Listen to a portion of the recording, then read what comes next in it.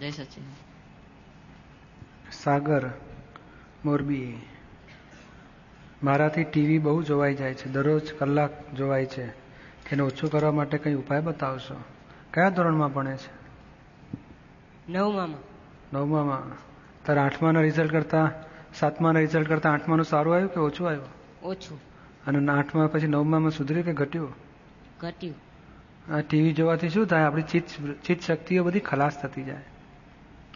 એટલે ચિત્ત વૃત્તિ બગડે ને પછી બધું એકાગ્રતાની શક્તિ તૂટી જાય, એટલે ભણતર બગડતું જાય, બધું બગડતું જાય. જોવું તો નિરૂમાની વીસીડી જો. અને ટીવીમાં કંઈ સારી સિરિયલ જોવાની હોય છે કે વિષય વિકારનું બધું મોહ જાગે છે? ના, ફક્ત કાર્ટૂન જ જોઉં છું.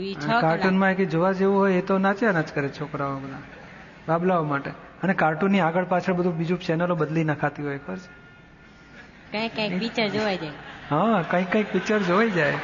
અને પિક્ચરમાં નટ કરતા નટીઓ વધારે જોવાઈ જાય. પછી શું શું પહેર્યું છે, કેટલું ઓછું વધારે, એવું બધું જોયા કરતા હોય. એટલે મૂકો ને, આપણે બધું ઊંધું જોવા માટે ટીવી બધું મોહ છે આ વિષયનો, સમજાય ને? હવે જેમ જેમ બધું મોટી ઉંમર થાય ને એટલે વિષયનો મોહ જાગે, પછી વિષય વિકારનું આકર્ષણ થાય અને એને લીધે આપણી ચિત્ત બહુ બગડી જાય. એટલે આપણે શું કરવું પડે? ટીવી બંધ કરી દેવાનું. પપ્પાને કહે ભાઈ કેબલ કાઢ નાખો. કેબલ રાખ્યો નથી ને? કોણ? પપ્પા એ જુએ છે? પપ્પા ખાલી સત્સંગ જોવે ને કઈ ક્રિકેટ જોવે.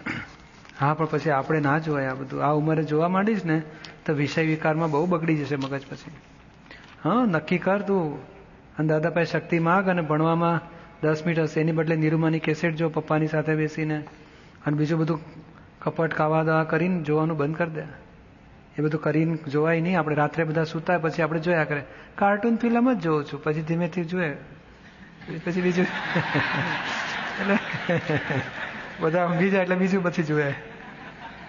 થોડો થોડો કોક દાડો થાય ને એ બગડી જાય મગજ. શું આ બંધ કરી દે, આપણે રસ્તો નહીં.